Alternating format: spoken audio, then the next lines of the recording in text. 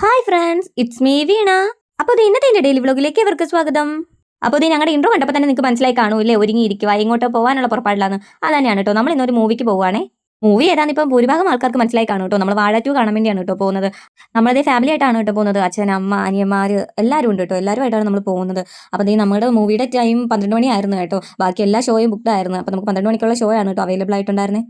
നമ്മളിതേ വന്നിട്ടുള്ളത് നമ്മുടെ കൊല്ലത്തെ ധന്യാരമയ തിയേറ്ററിലാണ് കേട്ടോ. നല്ല തിരക്കുണ്ടായിരുന്നു കേട്ടോ. ഞങ്ങൾ വിചാരിച്ച് 12 മണി സമയത്ത് അങ്ങനെ അധികം തിരക്ക് കാണത്തില്ലെന്നാണ് വിചാരിച്ചത്. പക്ഷേ ഫുള്ളായിരുന്നു കേട്ടോ. നല്ല രീതിക്ക് തിരക്കുണ്ടായിരുന്നു. നമ്മുടെ ഈ കുഞ്ഞുമണി ദേ ഇവിടെ ഇരുന്ന് പോപ്കോൺ ഒക്കെ കഴിക്കുവാണേ. ഈ കുഞ്ഞുമണിക്ക് അങ്ങനെ സിനിമ കാണാൻ വരുമ്പോഴത്തേക്കും കുഴപ്പമൊന്നുമില്ല കേട്ടോ. ഇത് കുഞ്ഞുമണിയുടെ രണ്ടാമത്തെ സിനിമയാണ്. അപ്പോൾ ആദ്യം കണ്ടത് കുഞ്ഞുമണി ലോക്കെയാണ് കേട്ടോ. അപ്പോൾ ഈ വാഴ 2 കാണാൻ വേണ്ടിയാണ് കുഞ്ഞുമണി വന്നിരിക്കുന്നത്. ശരിക്കും പറഞ്ഞാൽ വാഴ ഫസ്റ്റ് പോലും കണ്ടിട്ടില്ല കേട്ടോ. അപ്പോൾ അതും തമ്മിലൊരു ബന്ധമില്ലെന്ന് പറഞ്ഞുകൊണ്ടാണ് ഞാൻ സെക്കൻഡ് കാണാൻ വന്നത്.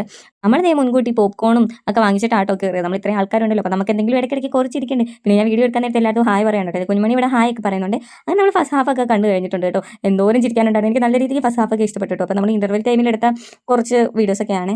അങ്ങനെ നമ്മൾ സിനിമയൊക്കെ കണ്ടിട്ട് ഇറങ്ങിയിട്ടുണ്ട് കേട്ടോ. എൻ്റെ മോൻ കണ്ടാൽ തന്നെ നിങ്ങൾക്ക് മനസ്സിലാവും. ഞാൻ നല്ല രീതിക്ക് കരഞ്ഞിട്ടുണ്ട് കേട്ടോ. ഞാൻ നല്ല രീതിക്ക് ഇരുന്ന് കരഞ്ഞിട്ടുണ്ട്. എന്നെ ഇത്രയേ പ്രതീക്ഷിച്ചില്ലായിരുന്നു ഈ സിനിമ ഇങ്ങനെയൊക്കെ ആവുമെന്നുള്ളത്.